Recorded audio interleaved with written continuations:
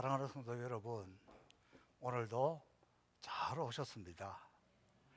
또 그동안에 쉬다가 새로 오신 분 더 잘 오셨습니다. 여러분을 보면 저는 늘 너무너무 감사하고 또 고마운 마음입니다. 이제 본격적인 가을이 되었고 아침 공기가 얼마나 상쾌한지 몰라요. 또 한 주간 삶, 오늘 예배를 드리고 여러분의 영도 상쾌하고 마음도 상쾌하고 몸도 상쾌하고 사업도 상쾌하여서 행복한 한 주간이 되기를 주님의 이름으로 축복합니다. 지난 화요일에 우리 교회에서 서울 서북 노회에서 주관하는 한 세미나가 있었습니다. 이 세미나 주제는 초고령화 시대에 액티브 시니어, 그러니까 아주 활동적인 시니어들, 이분들에게 어떻게 우리가 목회를 할 것인가. 제가 앞에 설교를 담당해서 우리 대부분 목사님들, 장로님들에게 제가 설교를 했는데, 저는 이렇게 생각합니다. 초고령화 시대가 됐고 이 수많은 우리 성도들이 젊어야 50대인데 이런 분들에 대해서 어떻게 하겠느냐. 모두가 한결같이 하는 이야기는 다음 세대의 목숨을 걸어야 된다, 다음 세대에 살아야 된다, 다음 세대를 일으켜야 된다. 맞아요. 우리 동네 다음 세대가 하나도 없어. 그러면 우리는 다음 세대 타령만 하고 있으면 되겠습니까? 저는 중요한 것은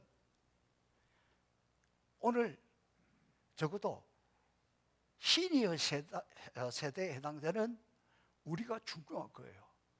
왜? 내가 변하면, 내가 새로워지면 여러분의 자녀들, 시니어들을 그냥 따라와요. 자, 보세요. 지금 교회 오기도 힘든 이 다음 세대 젊은이들에게 우리 기도 운동 일으키자, 영성 운동 하자, 은사 받으라, 11조 하자, 아무리 외쳐봐야 어려워요. 중요한 것은 이미 여러분들은 경험했잖아요. 우리는 다 젊었을 때 기도원에도 가고 부흥회도 하면서 방언도 받고 은사도 받고 헌신도 하고 충성도 했잖아요. 그런데 그렇다고 지금 여러분이 늙었다고 생각합니까? 저는요, 갈렙이 내 나이 85세로 돼, 젊을 때나 지금이나 똑같다는 말이 지금 너무너무 실감나요. 우리 교회 85세 그 은들에 있는 어르신들 보면 청춘이야. 이분들이 아주 모두들이 앞장서가고 이런 시대가 왔어요. 그래서 지금 중요한 것은 이 시니어 세대들이 우리가 다시 하나님 앞에 새로워지고 헌신하고 은사 받고 방언 받고 능력 받고 우리 가운데 역사가 일어나면 그 다음 시대는 저절로 가는데, 우리 교회 아주 활동을 많이 하는 분들이 85세라면 그 외에는 아직 청춘이야. 그래서 좀 더 나는 빠지려고 생각하지 말고 앞장서기를 축복합니다. 제가 재밌는 글을 하나 읽었습니다. 사탄이 어느 날 그동안 싸움에서 사용했던 무기들을 자기 쫄개들에게 팔기 시작했습니다. 다 가격을 매겨놓았습니다. 미움, 시기, 질투, 정욕, 음란, 교만, 공포 등 무서운 사탄의 무기들이 쭉 나열되어 있었습니다. 그런데 그 가운데 언뜻 보기에도 별 볼일 없고 낡았고 별로 위협적이지 않는 한 무기에 어마어마한 가격이 비싸게 매겨져 있어요. 그것을 보고 쫄개가 사탄 두목에게 물어봅니다. 아니, 이 무기가 무슨 이유로 이렇게 비쌉니까? 별것도 아닌 것 같은데. 그런데 사탄 두목이 이렇게 설명을 하는 거예요. 야, 이것이야말로 사람들을 가장 잘 넘어뜨리는 무기야. 겉보기에는 무서워 보이지도 않고 별 볼 일 없는 것 같지만, 일단 이 무기에 덫에 걸린 사람은 좀처럼 빠져나오기가 어려워. 이 무기의 최고의 강점이야. 그래서 비싸. 이 무기의 이름은 낙심입니다. 낙심. 사탄이 가장 가치 있게 높게 평가하는 무기가 낙심이라는 거예요. 오늘 본문의 말씀은 이런 낙심에 빠진 위대한 사람 엘리야에 관한 말씀입니다. 승승장구하던 엘리야, 아무 힘도 없고 능력도 없는 이세벨이 객기를 부려가지고 한마디 딱 한 그게 낙심이 되고 말았습니다. 낙심, 마음이 떨어졌다는 거예요. 낙심, 마음이 힘을 잃었다는 거예요. 육체가 힘을 잃는 것보다 더 무서운 것은 마음이 힘을 잃어버리는 것인데, 바로 이렇게 마음의 힘을 잃어버리는 것이 낙심이고, 이 낙심이 들어오면 꿈꾸던 일, 계획하던 일, 소망하던 일 다 포기해버려요.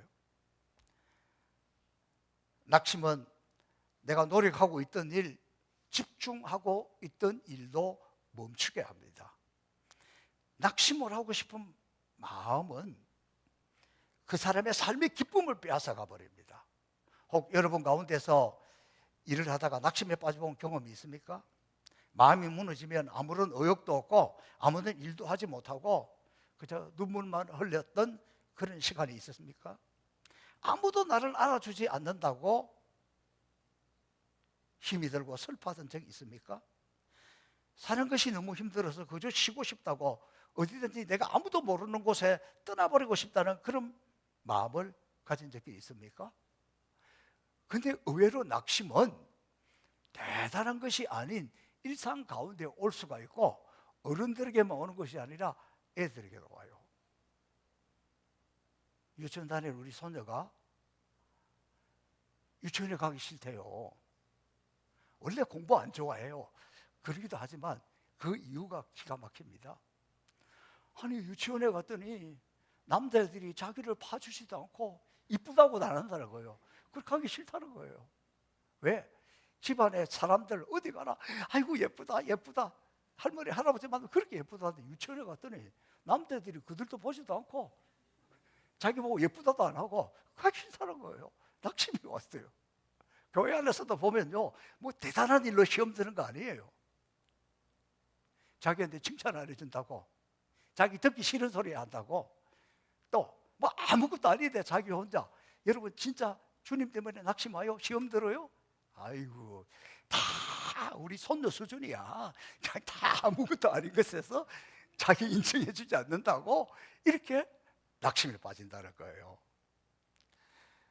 그렇다면 오늘 말씀을 통해서 힘을 얻고 이 탈진, 낙심에서 벗어나기를 축복합니다. 여러분, 예수님께서 변화산에 갔을 때, 베드로, 야고보, 요한을 들고 변화산에 갔을 때 거기서 주님과 함께 나타났던 인물들이 있잖아요. 구역의 두 사람, 바로 엘리야와 모세였습니다. 모세는 율법을 상징한다면 엘리야는 선지자의 대표, 구약의 가장 대표적인 선지자가 엘리야라는 이야기입니다.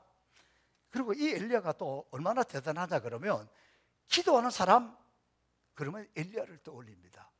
신약의 야고보서 5장 17절에 보면 야고보 사도가 이것을 이렇게 말하고 있습니다. 같이 읽습니다. 시작.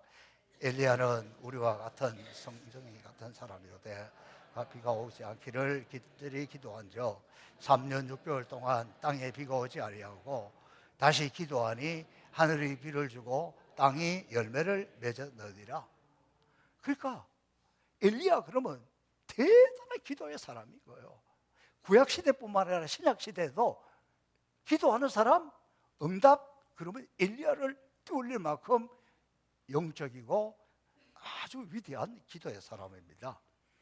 또 열왕기하 1장에 보면 엘리야의 외모에 관해서 나오는데, 엘리야는 아주 털이 많고 허리에 가죽띠를 띠고 있다. 그 장면만 봐도 엘리야는 굉장히 강한 사람이라는 것이 느껴집니다.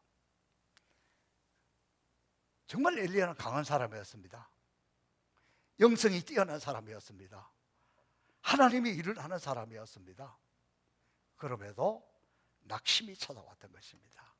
자, 이 낙심에 빠져있는, 탈진에 빠져있는 엘리야를 하나님이 회복시킵니다. 지난주에도 잠깐 말씀을 드렸습니다만은 하나님이 첫 번째 사용했던 방법이 뭐냐 그러면 심리학에서 아주 중요하게 이야기하는 것 중에 하나가 애착 이론이라는 게 있어요.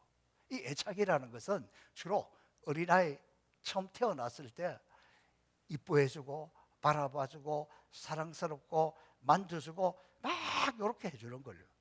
그러면 미래에 자라서도 아주 정신적으로도 좋고 모든 것이 건강해집니다. 무슨 말이냐 그러면 어린 시절에 사랑을 많이 받고 자란 사람은 전인적으로 건강하고 안정된 사람이 됩니다. 그러나 어린 시절에 불안하고 사랑을 받지 못한 사람일수록 불안정하고 꼬여있고 날카롭고 불안정하게 되는 거예요. 그래서 오늘 내가 내 인생 왜 이렇게 꼬여있지? 내가 왜 이렇게 삐딱하게 하지? 돌아보세요. 어릴 때 그렇게 자라서 그래요. 그럼 어떡합니까? 내가 변화되고 싶다면, 내가 바꾸고 싶다면 자기 스스로에게 자꾸 하세요. 너 고생 많았구나. 수고했다. 이제는 괜찮다. 이제는 괜찮다. 아멘 좀 하세요. 이제는 괜찮다다 끝나게 생겼어. 그렇게 해서 자기 자신을 자꾸 부모에게 사랑받지 못했어도 내가 내 자신이라도 사랑하고 어루만져주고 그래야 건강하게 살아가요. 내버려 두면 더 삐딱하게 나가는 거예요.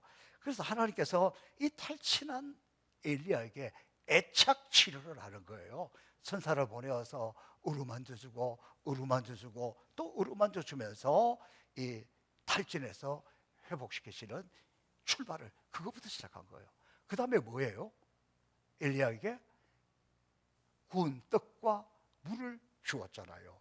여러분, 이 탈진이라는 것은 뭐냐? 모든 것이 다 소진되었다는 거예요. 이 탈진을 회복하는 데 필요한 것은 가장 기본적인 것, 먹는 거예요. 물, 떡, 뭐 이런 것들.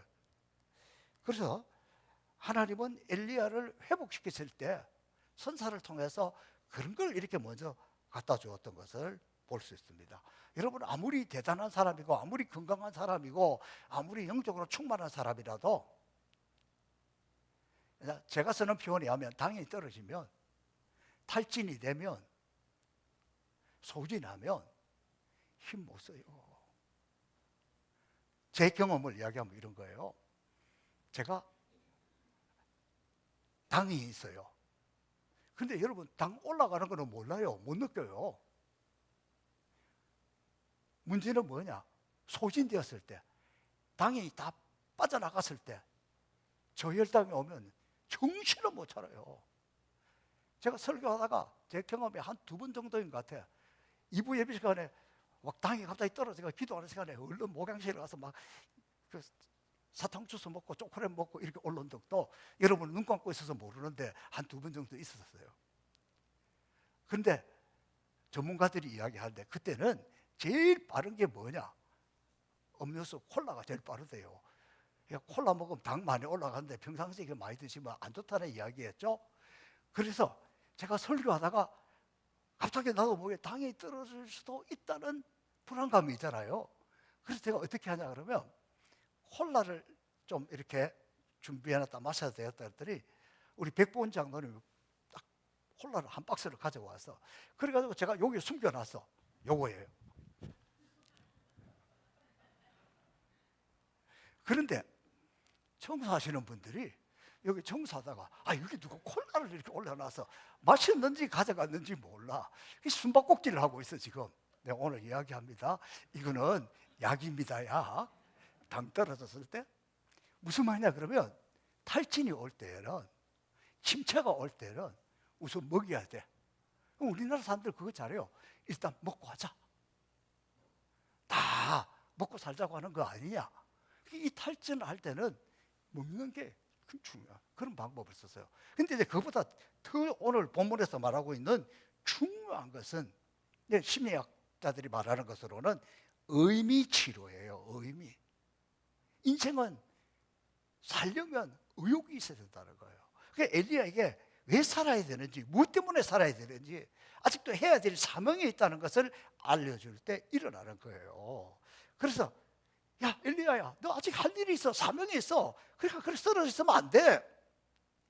그래서 탈진 상태에서 벗어나는 것은 내 모양이, 내 꼬라지가 왜 이래, 이러고 있으면 안 되고 내가 해야 될 일을 찾아야 되는 거예요. 사명을 찾아야 되는 거예요. 그래야 일어설 수 있습니다. 자, 이 사명을 찾을 때 사명 한다고 되는 게 아니에요.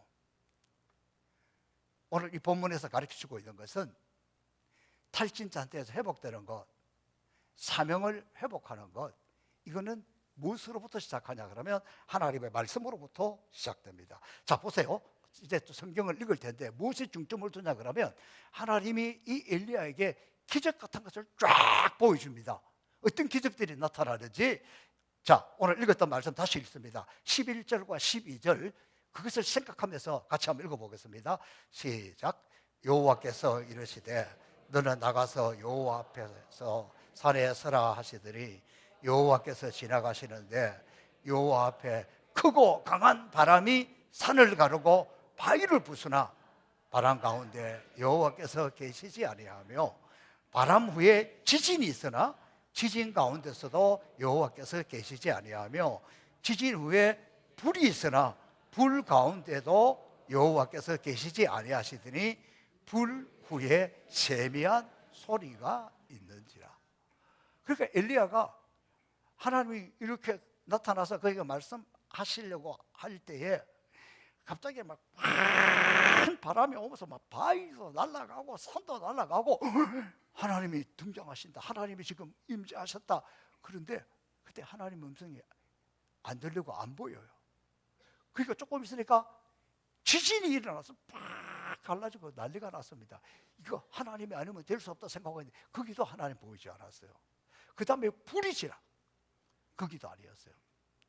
그러고 난 다음에 세미한 음성이 들려왔다. 하나님의 음성을 듣는 거예요.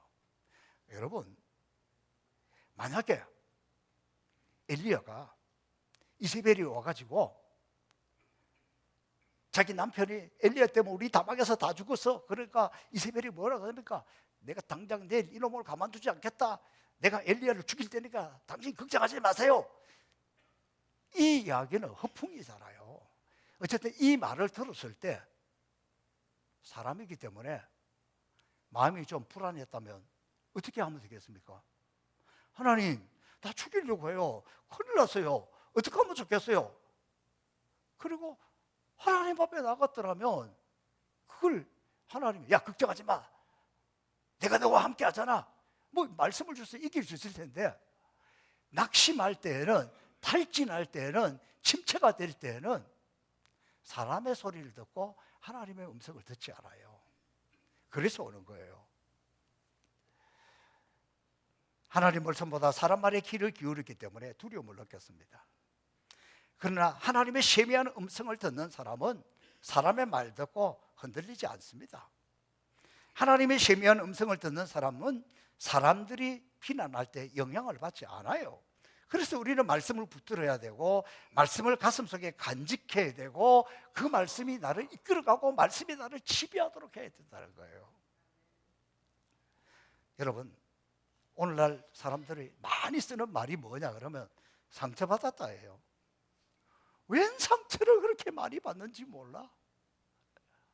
애고 어른이고 아무것도 아닌 것에 상처받았다, 상처받았다. 그 말이 무슨 뜻이냐? 너는 하나님의 음성을 듣지 못해, 그 이야기입니다. 하나님의 음성이 들리지 않으면 마음이 약해졌기 때문에 사람들의 말에 상처를 받습니다. 그러나 하나님의 말씀의 지배를 받는 사람은 사람의 말에 그렇게 귀 기울이지도 않고 상처도 안 받습니다. 사람의 말 때문에 흔들리지 않습니다. 왜? 중심에 하나님의 말씀이 있기 때문입니다. 엘리야 대단한 기적을 통해서 회복된 게 아니에요. 하나님의 음성을 들을 때 회복되었습니다. 하나님이 큰 기적을 행하셔서 엘리야를 일으킨 것이 아니에요. 하나님께서는 세배한 음성으로 엘리야를 어루만지고 일으켜 주셨다는 거예요. 하나님의 말씀은 우리를 일으키게 합니다. 하나님의 말씀에는 능력이 있습니다. 하나님의 말씀을 듣는 사람은 살아납니다. 하나님 말씀 한마디 한마디가 영혼을 살립니다. 하나님의 말씀은 살았고 운동력이 있어 좌우의 어떤 날쌘 금보다도 예리하며 영과 혼과 및 관절과 골수를 찔러 쪼개기까지 하나니.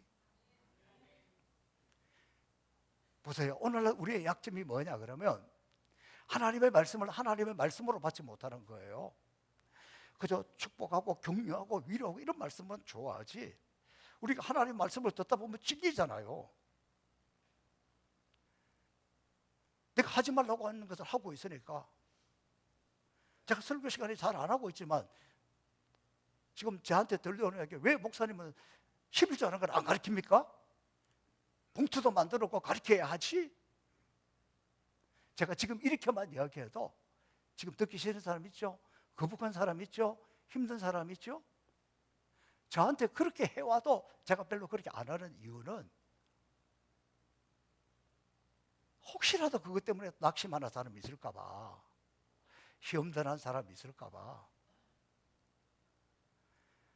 여러분, 우리가 하나님의 말씀을 들으면서 내가 듣기 불편하면, 막 그 말씀이 나를 찌르면 사람들은 목사님이 왜 강당에서 막 나를 치는지 모르겠다. 내가 치는 게 아니에요. 말씀이 치는 거지. 이 말씀은 십년골수를 쪼개고 찌르고 수술한다니까. 그러니까 우리가 하나님의 말씀을 듣는 중에 때로 이 말씀이 나를 찌를 때가 있어요. 나를 힘들게 할 때가 있어요. 나를 고통을 줄 때가 있어요. 그때는 여러분의 영이 살아있다는 증거예요. 왜냐하면 영이 죽어 있으면 무슨 이야기라도 아무 관심도 없고 지나가. 그때가 죽어 있는 것이고 문제가 있는 것이지, 하나님의 말씀을 들을 때에 내가 찔림을 받고 내가 막 콕콕 찌르고, 그거는 하나님이 나를 수술하는 거니까 내가 살아있다는 거고, 수술하면 낫는다는 이야기예요. 하나님 말씀 앞에 찔리기를 바랍니다. 아이고 주여, 그래도 그런 말씀 하지 마세요, 이런 뜻입니까? 하나님 말씀 앞에 째고 꿰매고 수술되는 역사가 나타나기를 바랍니다. 그래야 살아나는 거예요. 여러분, 우리가 나중에 재림할 때도 무덤 속에 잠자고 있던 자들은 어떻게 일어납니까? 하나님의 음성을 듣는 자는 살아나리라. 하나님의 음성을 들어야 살아난다는 거예요. 그러니까 여러분, 시험 들면 제일 첫 번째 나타나는 침체가 되고 모든 게 귀찮고 봉사하기도 싫고 뭐 하기도 싫고 그럴 때 특징이 뭡니까? 아무리 설교해도 안 들려요. 안 듣는다니까. 안 들으려고 하는 것이 아닌데도 안 들려. 그때는 내 영이 탈진되고 침체되고 그런 거예요. 다시 회복이 되면, 은혜 받으면 말씀이 들리기 시작해요. 말씀이 들어야 은혜가 되지. 그래서 회복하는 것은 하나님의 음성이 들려야 되는 거예요. 자, 여러분, 예수님 경우도 마찬가지요. 예수님이 공생하기 전에 하나님의 음성을 듣습니다. 세례 요한을 통해서 세례를 받을 때 그때 하늘에서 쫙, 이는 내 사랑하는 아들이요 내 기뻐하는 자라. 주님은 그 음성을 들어요. 그런데 주님이 사역할 때 그것이 힘이 되고 그것이 능력이 되어서 주님은 흔들리지 않아요. 시험 들지 않아요. 예수님이 40일 금식 기도를 했습니다. 얼마나 배가 고프겠어요? 마귀는 우리의 가장 약점을 파고 들어옵니다. 예수님이 없이 시장한 가운데 있으니까 마귀가 와가지고 돌멩이 하나를 가지고 이것으로 떡을 만들어서 먹어라. 당신이 하나님의 아들이면 능히 그거 할 수 있지 않겠느냐? 오, 떡이구나. 널름 떡을 만들어서 드신 게 아니에요. 예수님이 무엇으로 마귀의 유혹을 이겼습니까? 마귀가 흔들어 봤지만 예수님은 흔들리지 않았어요. 무엇으로? 하나님의 말씀으로. 사람이 떡으로만 사는 것이 아니라 하나님 입에서 나오는 모든 말씀으로 사느니라. 마귀가 물러가는 거예요. 말씀이 내 속에 단단히 있으면 넘어지지 않습니다. 또 그렇게 은혜가 충만하고 성령이 충만하고 말씀을 많이 읽은 사람도 탈진할 때가 있어요. 그럼 회복하는 것은 주님의 음성이 들려야 되고 하나님의 말씀이 들려야지. 내가 하나님의 자녀인데, 하나님이 나를 사랑하시는데, 하나님이 나를 사랑하시는데, 끝까지 사랑하시는데 그 말씀이 생각나고 그 말씀이 떠오르면 이거는 아무것도 아닌 거예요. 말씀이 우리를 살린다는 것, 이긴다는 것 기억하시기를 축복합니다. 자, 두 번째, 이 하나님의 음성이 들리는 것, 그 다음에 다시 여기서 벗어나려고 하면 동력, 함께하는 것, 이 은혜를 누려야 됩니다. 열왕기상 18장 22절에 엘리야는 그 탈진에 있는 상태에서 침체되었을 때는 이렇게 이야기합니다. 시작.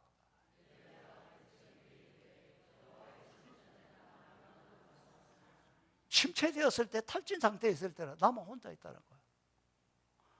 왜 다른 사람들은 안 하고 내 혼자 주방에서 이렇게 일해야 되냐?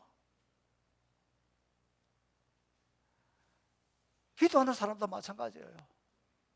이 교인들이 이렇게 많은데 왜 이렇게 기도하는 사람 아무도 없고 나 혼자 이 기도의 짐을 다 짊어지고 나가야 되는가?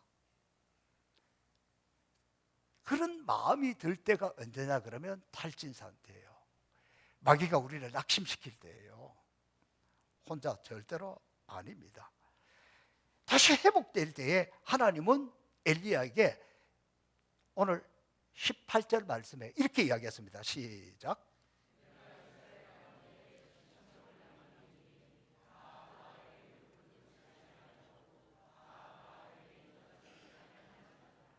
엘리야야, 착각하지 마. 너 혼자 아니야.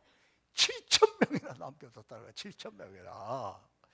여러분, 우리도 엘리야처럼 믿음으로 사역하고 주님의 일을 할 때 혼자 있는 것 같고 쓸쓸하고 힘들 때가 있습니다. 그러나 그렇지 않습니다. 혼자 있다고 느낄 때 하나님은 엘리야에게 엘리사를 붙여주었어요. 내가 혼자라고 느껴서 나만 혼자다 그렇게 할 때에 7,000명만 남겨둔 것이 아니라 더 많은 종들을 남겨두었을지도 모릅니다. 특별히 여러분, 우리가 주님의 일을 하다가 뭐 부장을 하다가 회장을 하다가 아무도 협조도 안 해주고 나 혼자 힘들어 죽겠다, 그럴 때 오늘 이 말씀을 기억하십시오. 내가 혼자가 아니다. 하나님은 나와 함께하고 많은 사람을 붙여줬다는 것. 그러니까 여러분, 교회가 하나님의 말씀만 필요한 것이 아니라 함께하는 교제도 필요하다니까. 지난 목요일 날 우리 일남순교에서 나들이 가서 함께 맛있게 식사를 하고 또 커피를 마시고, 그날따라 날씨가 너무 좋았어. 그전에는 비가 오기도 했는데 그날은 너무 날씨가 좋아서 우리 뭐 일남순교회 일여전대 회장분들 가서 아주 좋은 소풍 갔다 왔습니다. 어제는 이 여전도에서 강화도에 가서 새우도 먹고 바다를 보면서 커피도 마시고 행복한 시간을 가졌습니다.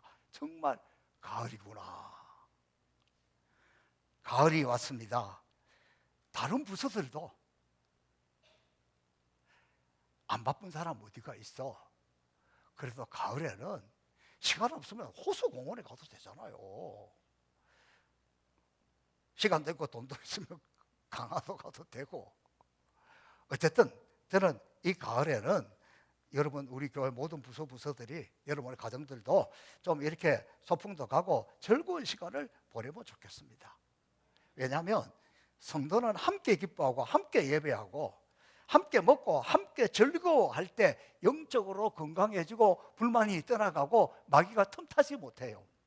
마귀는 쭉 다니면서 누구를 찾는다? 혼자 있는 삼는 거예요. 톡 건드리면 넘어지니까. 그래서 여러분이 형편이 되는 대로 내가 다른 사람을 좀 격려하고 도운다, 세운다 그럴 때 밥 사면 돼. 누가 밥 사면 커피를 내가 살게, 어제 그러더라고. 그렇게 함으로써 격려하고 같이 가는 거지. 여러분, 우리는 주변을 돌아보면 믿음의 동지도 있고 나도 모르고 있었지만 나를 위해서 기도하는 사람도 있고 혼자 아니에요. 우리 예수님은 지금 뭐하고 계시겠어요? 로마서 8장에 보면 하나님의 보호자 앞에서 우리를 위해서 기도하고 있다 그래요. 성령님은 뭐하고 계실까? 로마서 8장 26절에 성령도 우리의 연약함을 아시나니 도우시나니, 우리가 기도하지 못할 때 말할 수 없는 탄식으로 나를 대신해서 기도하고 계신다. 여러분이 구역장들도 기도할 것이고 저도 기도하고 혼자가 아니에요. 그래서 자꾸 내 마음이 무너지고 힘들고 그럴 때 일어서면서 이렇게 찬송했습니다. 내가 홀로 외로워서 마음이 무너질 때 누군가 널 위해 기도하네. 누군가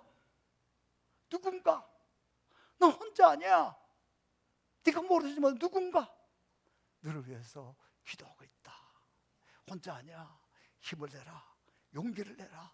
일어서라.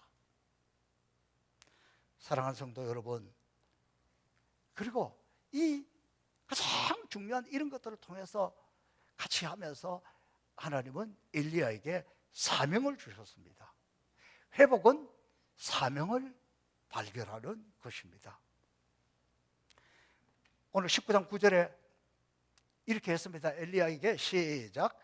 엘리야가 그거 굴에 들어가 거기서 머물더니 여호와의 말씀이 그에게 임하여 이르시되 엘리야야 네가 어찌하여 여기 있느냐. 이 굴 안에는 시기에서 잠시 있는 것이지 거기 있으면 안 된다는 거예요. 네가 어찌하여 여기 있느냐. 미션, 사명을 준 거예요.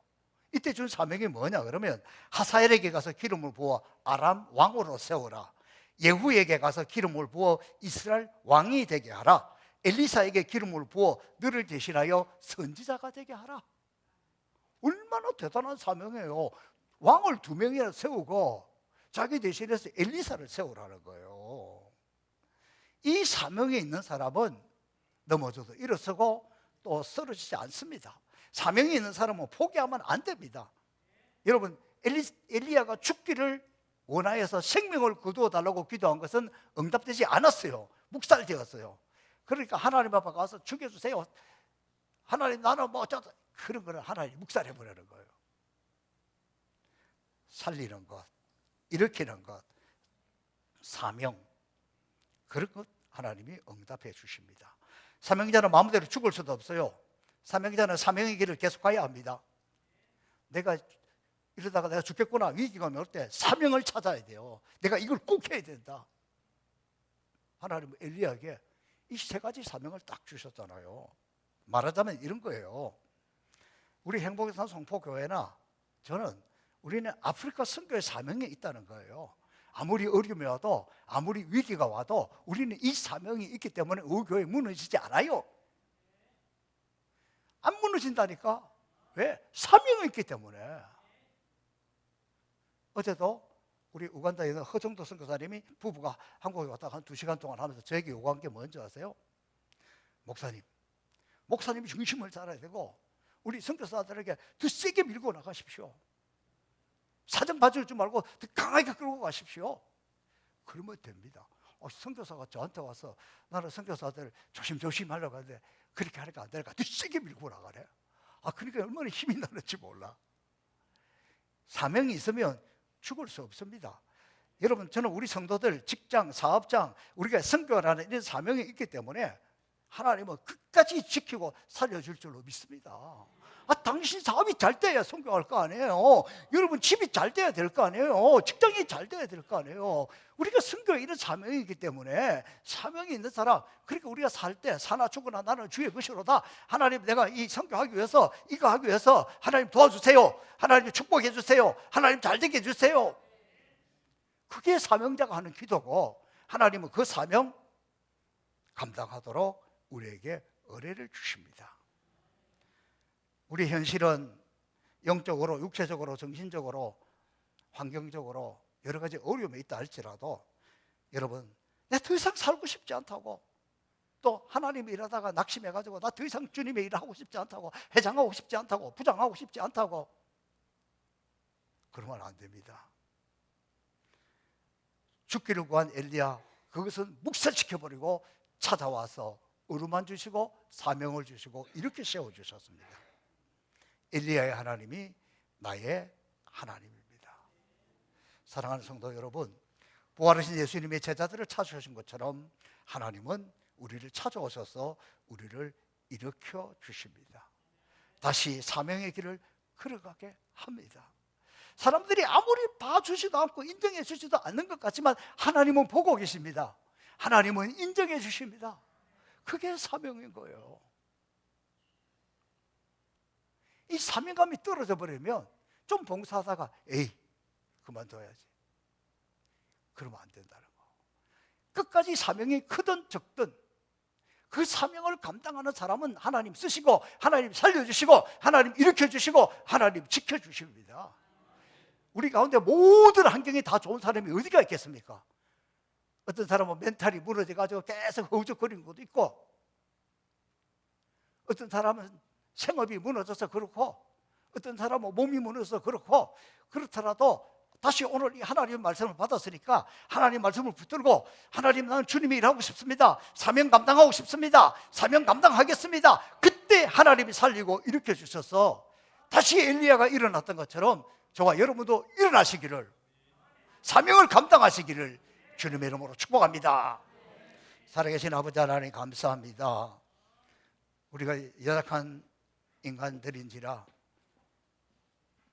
영이 병들고 마음이 시험들고 탈진 상태에서 아무리 이 사람 저 사람 이야기 들어도 인간적인 방법을 찾아도 하나님은 묵살해버리고 우리 가운데 그런 일이 일어나지 않는다는 것을 깨닫습니다.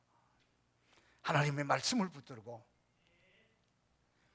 내가 혼자가 아니고 하나님도 예수님도 성령님도 우리와 함께하고 누군가 나를 위해 기도하는 사람이 있다는 것을 믿고 다시 사명 붙들고 나갈 때 회복되고 살아나고 치유되고 회복될 줄로 믿습니다. 이 회복의 주인공들이 다 되게 하여 주옵소서. 감사하며 예수님의 이름으로 축복하며 기도하옵나이다. 아멘.